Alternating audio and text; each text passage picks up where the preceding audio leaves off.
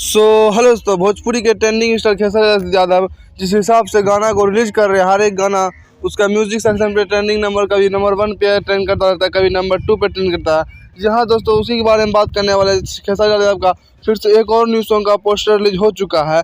और फिर से आप सबको बता दिया जाए कि हमारे ट्रेंडिंग स्टार खेसारी यादव का एक और न्यू सॉन्ग का पोस्टर रिलीज हो चुका है।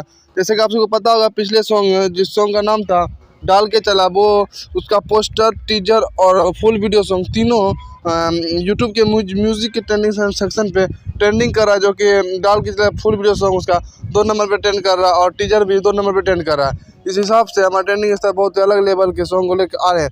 फिर से एक और न्यू सॉन्ग का पोस्टर रिलीज हुआ है, जिस सॉन्ग का नाम है पलंगिया डोले।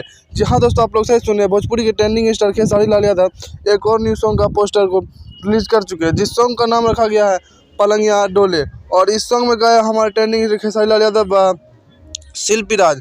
और ये एक बहुत बेहतरीन सॉन्ग होने वाला है। और ये इसका कल फुल वीडियो सॉन्ग 17 मई को अपलोड हो जाएगा। और आप लोग जाइए और इसे बहुत ही प्यार और सपोर्ट दीजिएगा। जिस सॉन्ग का टाइटल लग गया है पलंगिया डोले।